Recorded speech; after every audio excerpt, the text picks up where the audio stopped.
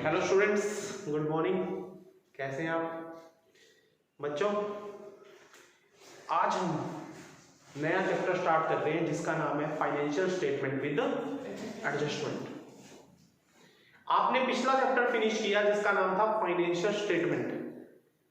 Financial statement base है financial statement with adjustment है।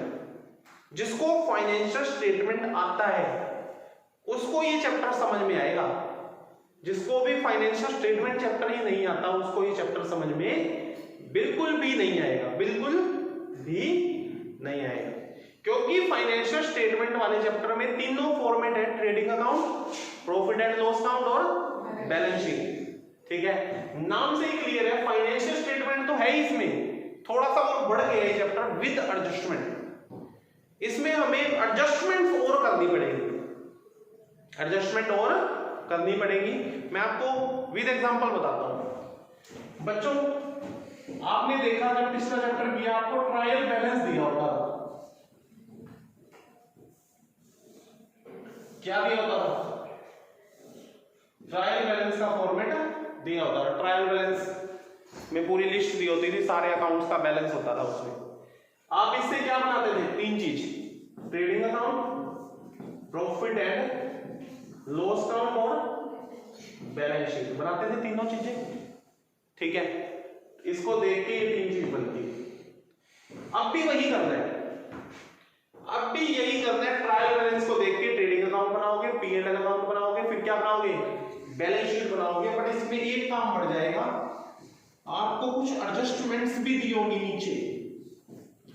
जब ट्रायल बैलेंस के साथ साथ नीचे एडजस्टमेंट्स भी दी होंगी। एडजस्टमेंट्स क्या होती है पहले ये सुनो, मतलब क्या एडजस्टमेंट्स का? एडजस्टमेंट का मतलब है ये कुछ वो ट्रांजैक्शंस है जो पहले करना भूल गए हैं, पहले करना भूल गए हैं या गलत कर दी। जैसे रेक्टिफिकेशन ऑफ एरर में गलतियां करते थे ना, ठीक करते थे, हम पहले इन एडजस्टमेंट ट्रांजैक्शंस को करना भूल गए या गलत कर दी, रह गई। ठीक है, ये वो ट्रांजैक्शन लिखी हुई है, यहाँ 4-5 कुछ ट्रांजैक्शन लिखी हुई है, इनको हम करना भूल गए हैं। और आज तो 31 मार्च भी बीत गई है, 31 मार्च भी बीत गई है। आपको पता है ट्रायल बैलेंस से फाइनल अकाउंट कब बनाते हैं? 31 मार्च को बनाते हैं। अब वो टाइम तो गया जब जर्नल एंट्री करेंगे। ठीक है, तो अब तो इनको एडजस्टमेंट्स करनी पड़ेगी। क्या करनी पड़ेगी? एडजस्टमेंट। इनको डायरेक्ट हम कहां करेंगे? ट्रेडिंग अकाउंट, P&L अकाउंट और बैलेंस शीट में। इनको भी क्या करेंगे? एडजस्ट करेंगे। ठीक है, इनको भी क्या करेंगे? एडजस्ट। तो यहां कुछ 4-5 हमें ट्रांजैक्शंस दी होंगी जो रह गई है होने से। ठीक है, समझ में आ गई बात? ठीक है, एक सिंपल सी बात बताऊंगा, 100 की एक बात। क्या? ट्रायल बैलेंस के अंदर जितनी भी आइटम्स होती हैं अंदर, उन सब की एंट्री या तो कहीं, या तो वो ट्रेडिंग अकाउंट में जाएगी या P&L में जाएगी। अगर एसेट और लायबिलिटी है तो कहां जाएंगी?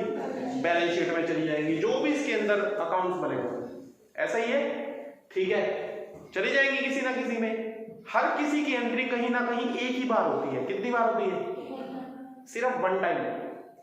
बट एडजस्टमेंट्स की एंट्री, एडजस्टमेंट को भी यहां कहीं ना कहीं लिखना है अब आपको। एडजस्टमेंट की एंट्री कम से कम 2 बार करनी पड़ेगी कहीं ना कहीं। कम से कम कितनी बार करनी पड़ेगी? एक आधी ऐसी भी आएगी 3 बार भी होगी, एक आधी ऐसी भी आएगी 4 जगह भी करनी पड़ेगी, कहीं यहां कहीं यहां कहीं यहां। तो कम से कम कितनी बार करनी होती है एडजस्टमेंट की एंट्री? 2 बार। भूल मत जाना, बच्चा भूलता ही नहीं। बच्चे को पता है ये एडजस्टमेंट में लिखा हुआ है तो इसकी एंट्री 2 जगह तो होगी, एक जगह तो करनी है, एक जगह भी और करनी है। क्योंकि अगर आपने एडजस्टमेंट की एंट्री कम से कम 2 बार नहीं की तो आपका आंसर कभी भी मैच नहीं होता। ठीक है, 100 की एक बात बता दी मैंने। क्या? दोबारा बोल देता हूं, जो ट्रायल बैलेंस के अंदर आइटम उनकी एंट्री कितनी बार होती है? 1 बार। जो बाहर है एडजस्टमेंट्स में उनकी एंट्री कितनी बार होती है? 2 टाइम्स। समझ गए बात? तो अब हमें क्वेश्चन नहीं करना पहले। ये ना टोटल 22-23 एडजस्टमेंट्स हैं आपके सिलेबस में। कितनी है टोटल? 22-23 है ये टोटल। आप बुक में चैप्टर निकालें, आपके पहले पेज पे ही सारी एडजस्टमेंट्स लिखी हुई हैं। कितनी है टोटल?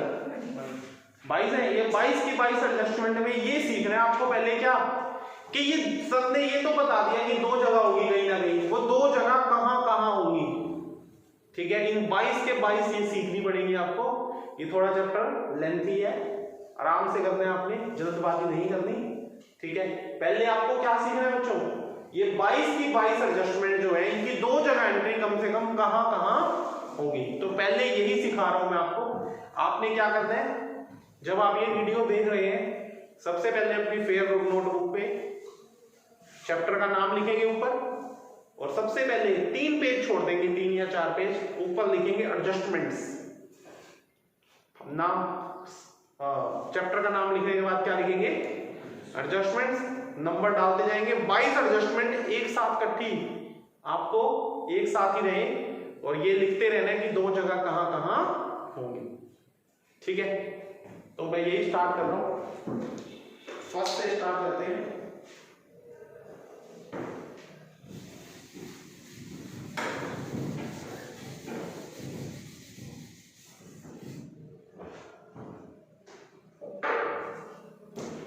बच्चों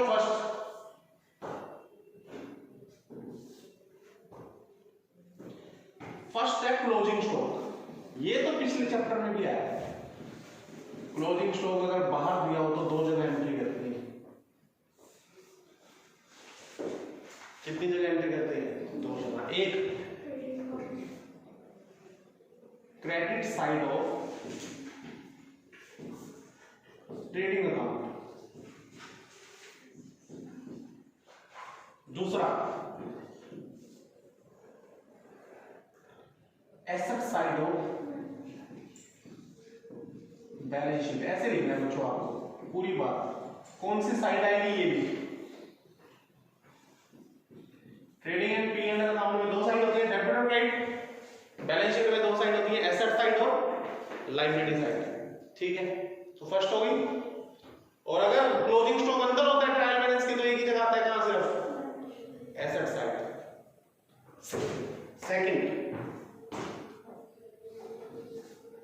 सेकंड क्या है, आउटस्टैंडिंग एक्सपेंस, आउटस्टैंडिंग एक्सपेंसेस।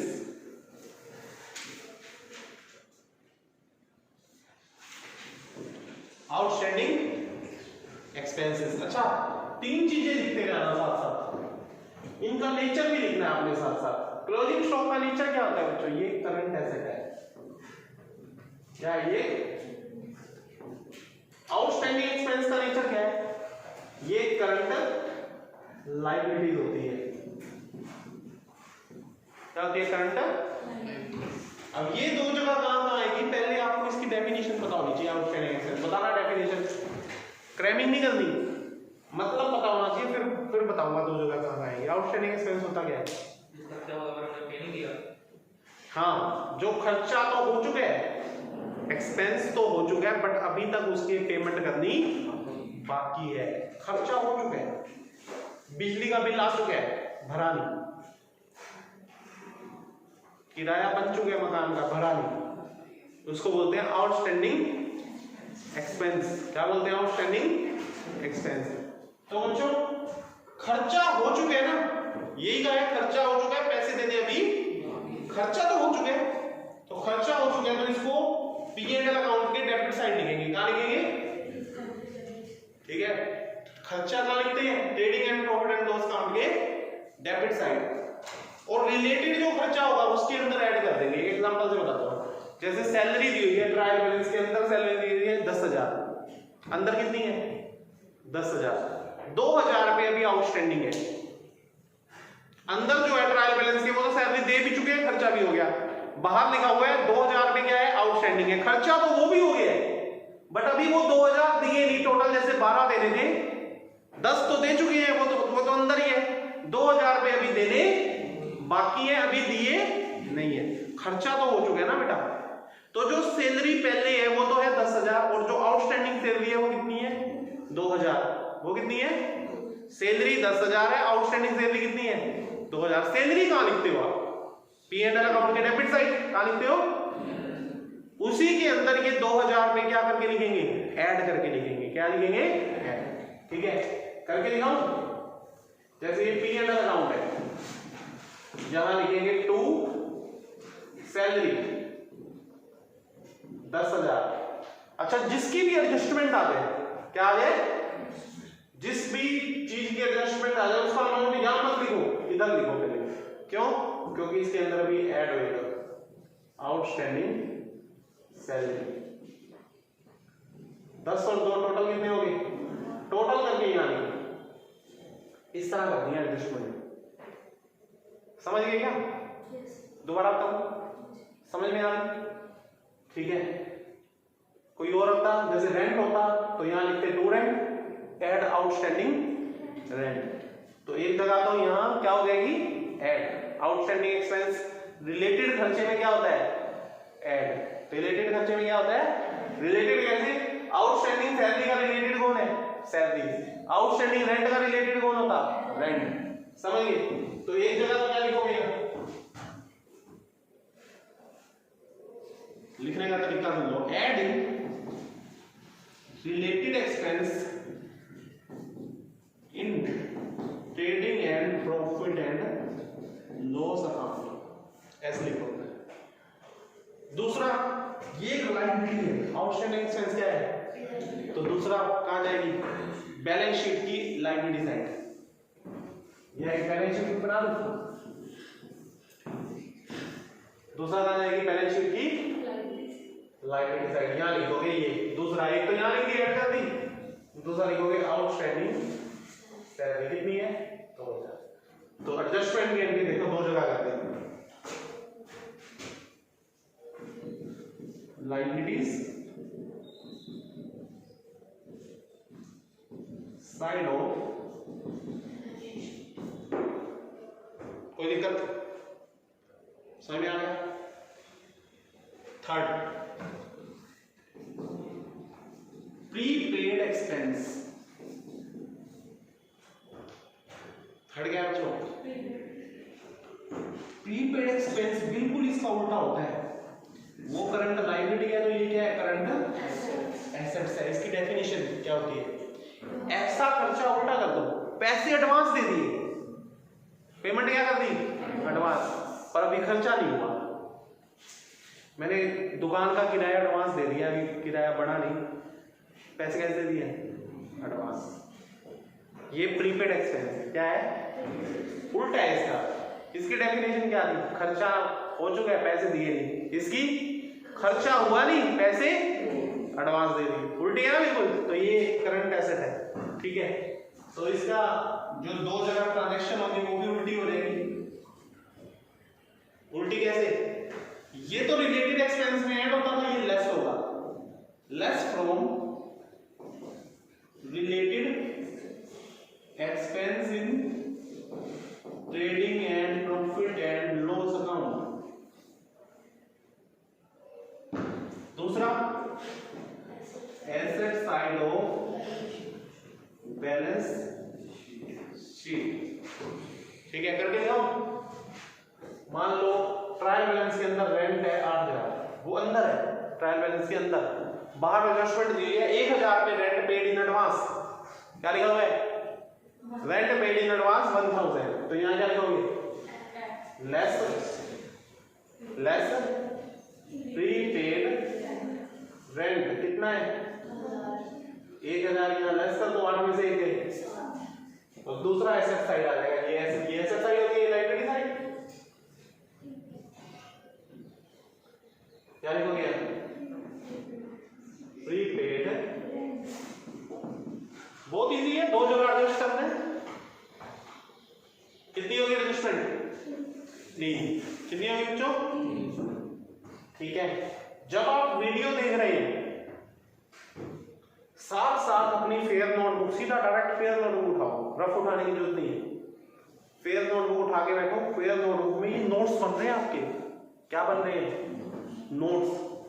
कल को आप जब एग्जाम में जाओगे ना, एग्जाम देने एक दिन पहले, आप इतने सम नहीं करोगे, आप 22 एडजस्टमेंट एक बार दोबारा देख के जाओगे कि एडजस्टमेंट कितनी, कौन सी कितनी जगह होती है, कहां कहां होती है, ठीक है। क्योंकि ये फॉर्मेट बनाना तो हम पिछले चैप्टर में ही सीख गए थे। अरे जो फाइनेंशियल स्टेटमेंट चैप्टर पढ़ा, पिछली वीडियो जो बनाई है मैंने, कल वाली वीडियो, उसमें मैंने आपको पूरा सम कराया। वो क्या बनवाया है, फॉर्मेट तो बनाया, ट्रेडिंग में क्या आ जाएगा, P&L में क्या आ जाएगा और बैलेंस शीट में क्या आ जाएगा। वो तो सिंपल है। इस चैप्टर में आपने सीखना ही क्या है, एडजस्टमेंट सीखनी है। क्या सीखनी है, एडजस्टमेंट। और सीख गए तो चैप्टर आ गया। चौथी एडजस्टमेंट डेप्रिसिएशन, यानी तो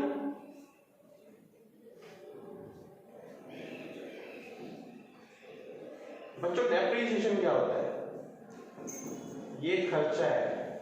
कौन सा है, इनडायरेक्ट एक्सपेंस। कौन सा खर्चा है, होता क्या है, डेफिनेशन बताएंगे जी। सावट क्या होता है, फिक्स एसेट्स की वैल्यू जब धीरे धीरे गिरती जा रही है, वो क्या है, डेप्रिसिएशन है। क्या है, ठीक है। मैं एक मोटरसाइकिल लाया 50,000 का, एक साल बाद उसकी वैल्यू कितनी हो जाती है, 40,000। कितनी हो जाती है, 10,000 पे क्यों घट गई, घिस गया, कुछ पुराना हो गया, डेप्रिसिएशन लग गया। क्या लग गया, समझ की बात। तो ये नुकसान है मेरा, 50 की चीज 40 की रह गई है ना, 50 वाली चीज कितने की रह गई है, लॉस हो रहे हैं। ठीक है, समझ के बाद बच्चों अब इसका इफेक्ट कहां पड़ा, दो जगह बताओ। एक और तरीका बताऊं एडजस्टमेंट याद करने का। आपको एंट्री तो आती है, डेप्रिसिएशन की जनरल एंट्री बता, जैसे हाँ, depreciation account debit to machinery, कितना, 10,000 डेप्रिसिएशन लग गया। अभी कहां दो जगह फर्क पड़ा, एक तो डेप्रिसिएशन खर्चा बढ़ गया, दूसरा मशीनरी घट गई। 10,000 रुपए की मशीन क्या हो गई, कम हो गई। एसेट बढ़ती है तो डेबिट होती है, घटती है तो ये क्रेडिट हो रही है, घट रही है ना। तो दो जगह इफेक्ट पड़ा, कहां, एक तो खर्चा बढ़ गया, तो सीधा लिखो debit side of P&L account. ये कौन से अकाउंट में जाएगा, इनडायरेक्ट एक्सपेंस सिर्फ कहां आ जाता है, P&L अकाउंट। ठीक है। और दूसरा एसेट्स कम हो गई, एसेट्स कहां लिखी जाती है, बैलेंस शीट में। तो यहां लिखेंगे less from related fix asset लिखो।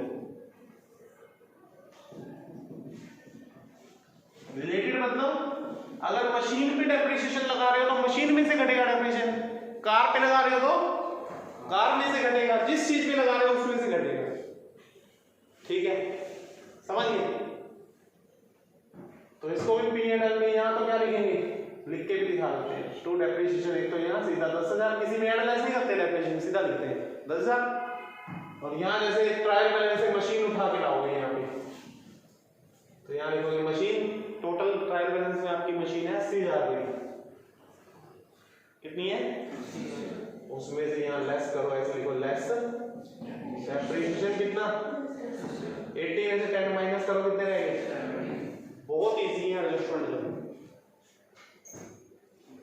कितनी एडजस्टमेंट होगी बच्चों, 4। समझ गए। अब इसका नेक्स्ट वीडियो में मैं इस 4 एडजस्टमेंट के बेस पे आपको एक सम कराऊंगा। ठीक है, या एक दो एडजस्टमेंट और पहले कर देंगे और फिर साथ में एक सम भी करेंगे।